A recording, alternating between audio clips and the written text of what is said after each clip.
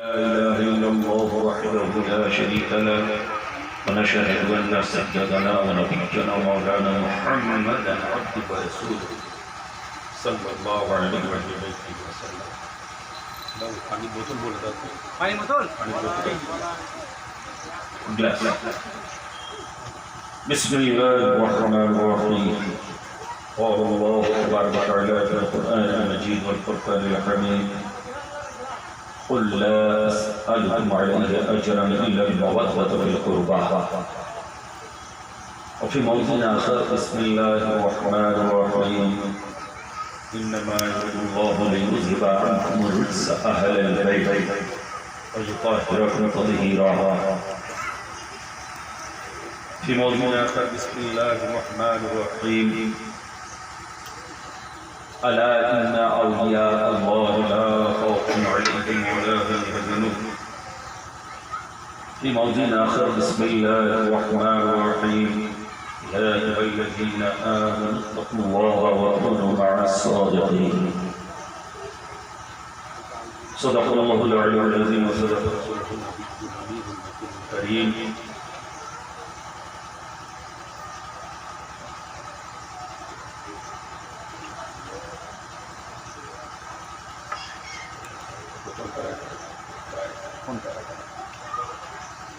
হুজুর Facebook live দিচ্ছেন নাকি? ফেসবুক চালু করে দেন লাইভটা.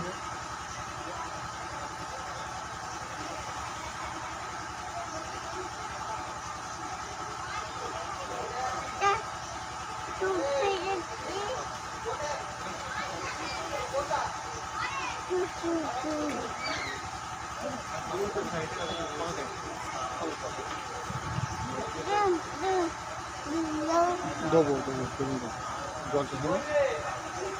দরজা খুলে দেবো.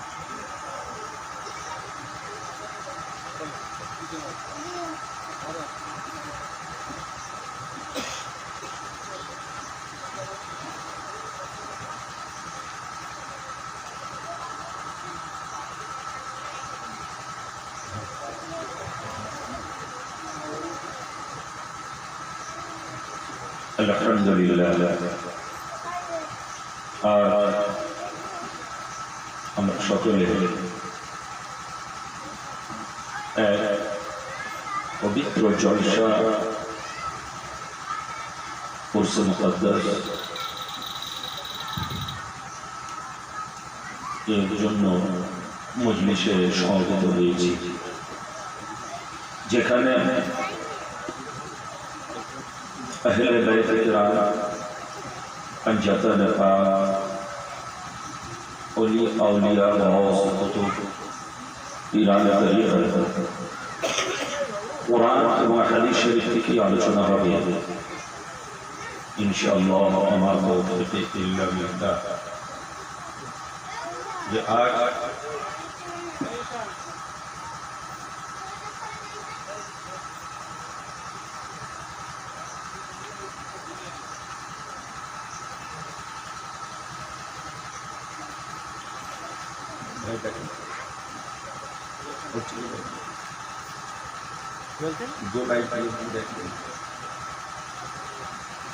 আজ আমরা সকলে নেটওয়ার্ক নেই, আমারও নেটওয়ার্ক নেই বলে ওরকম হচ্ছে. আমি লাইভ করতে পারিনি, কেটে যাচ্ছে বলে লাইভ অফ করে দিয়েছি.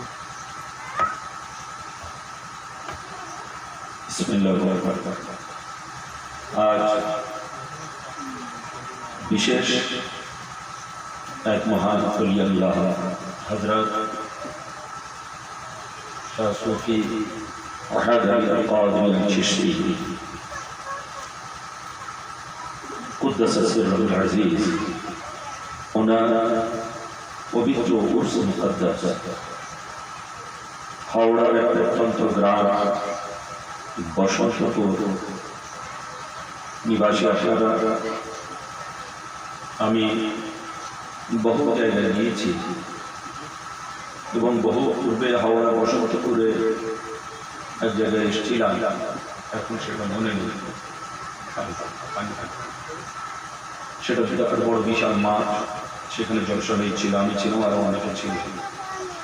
এখানে নতুন আমার আজিজ ভাই সাহেবের দাওয়াত আল্লাহ কবুল করিয়েছেন এবং আপনাদের সঙ্গে ইসলামী ভালোবাসা এবং আপনাদের মহব্বতে আমি আসার সৌভাগ্য লাভ করেছি।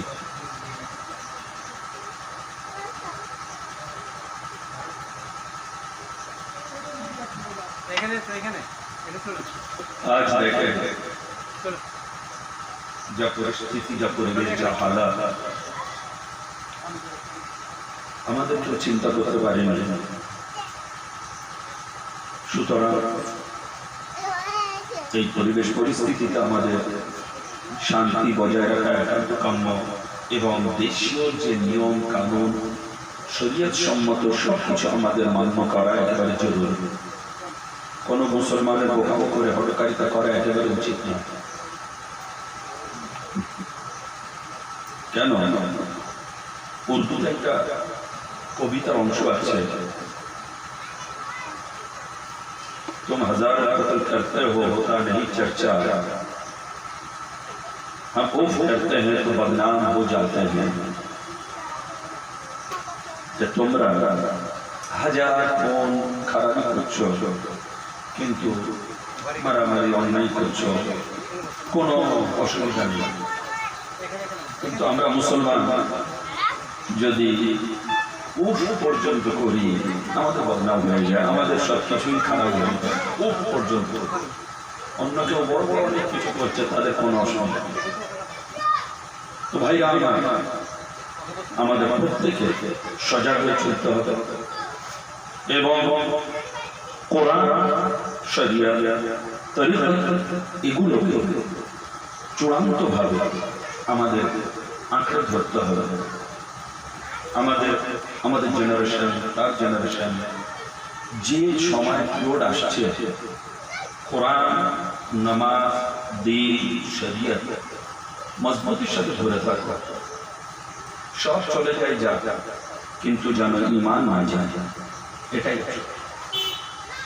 আজ আমরা দেশীয় আইন মেনে আমরা গরু খাই, কুরবানি করি, কারো কোনো অসুবিধা হয়েছে? কোনো অসুবিধা হয়নি। আমরা শরীয়তের মধ্যে আছি, আলহামদুলিল্লাহ, কোনো অসুবিধা নেই। সুতরাং আপনারা যারা দ্বীন, ইসলাম, ঈমান, আহলে বায়ত, ওলি আউলিয়া কামেলিনের দামনটা মজবুতির সাথে ধরে থাকবেন, আল্লাহ রাব্বুল আলামিন আপনাকে কি করবেন? শীর্ষে এবং নিশ্চিন্তভাবে উন্নত জগতে পৌঁছাবেন। কোরআন শরীফের মধ্যে এসেছে, ওয়ালা তাহিনু ওয়ালা তাহজানু ওয়া আনতুমুল আ'লাউনা ইন কুনতুম মুমিনিন। কোরআন বলছে ওয়ালা তাহিনু ওয়ালা তাহজানু, যে তোমরা দুঃখিত হয়েও না, তোমরা বিচলিত হয়েও না, তোমরা গমগীন হয়েও না, তোমরাই সরবুলন্দ হবে, তোমরাই এই কষ্টের সময় এগুলো কাটিয়ে ঠিক উঠতে পারবে, তোমাদের মাথা উঠানো শির হবে। কখন? তোমরা যদি মুমিন মুসলমান হও। কারণ মুমিন মুসলমান যখন আমরা হয়ে যাব, আমরা মুখে মুসলমান নয়, আমরা কার্যে যখন মুসলমান হব, মুখে আমরা মুমিন নয়, জন্মগত মুমিন নয়, আমরা কার্য দ্বারা যখন মুমিন হব, তখন আলহামদুলিল্লাহ আমাদের ভালোবাসা, আমাদের একাকিত্বতা, আমাদের প্রতি মানুষের ভক্তি ভালোবাসা জন্মাবে। সুতরাং আপনি সাবধানে থাকবেন, আপনার বাচ্চাদের, ফ্যামিলিদের সাবধানে রাখবেন। এটাই এখন আমাদের বিশেষ কঠিন সময়ের মধ্যে দিয়ে যাচ্ছে। না জানি আরো কিছু আসে, কিন্তু একটা হাদিস বলে আমি আসল ঘটনার দিকে যাব।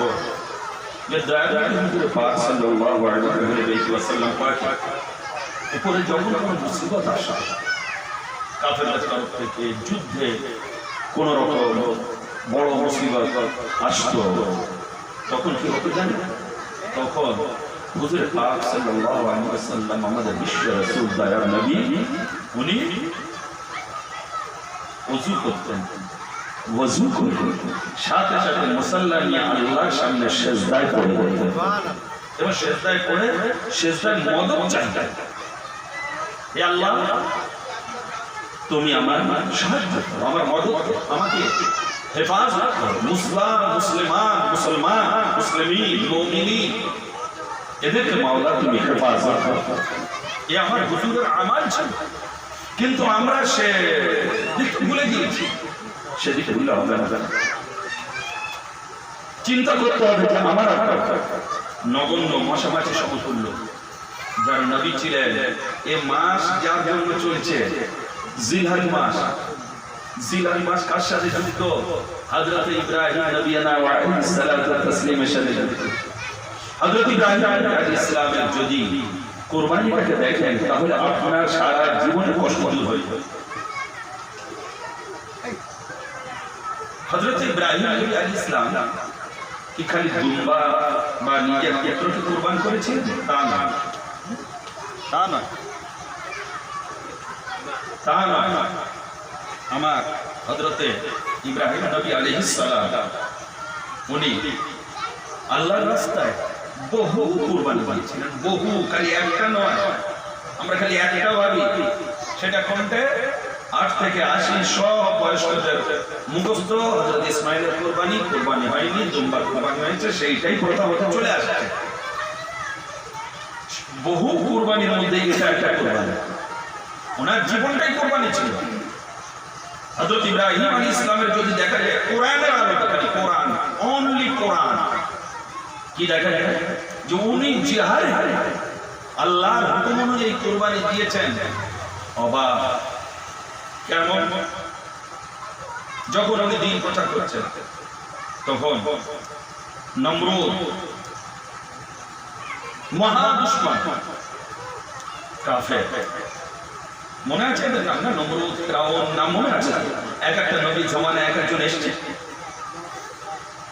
ভয়ঙ্কর রূপে হযরতে ইব্রাহিম নবীর উপরে ঝাঁপিয়ে পড়ে। শেষ পর্যন্ত ডিবেট হলো, মুনাজারা হলো বাদশাহর সাথে হযরতে ইব্রাহিম নবী। কোরআন বলছে কি ডিবেট? তখন ডিবেটটা হলো এই যে হযরত ইব্রাহিমকে নমরুদ জিজ্ঞাসা করছে, ইব্রাহিম তুমি কোন খোদাকে মানো? আমাকে মানো না কেন?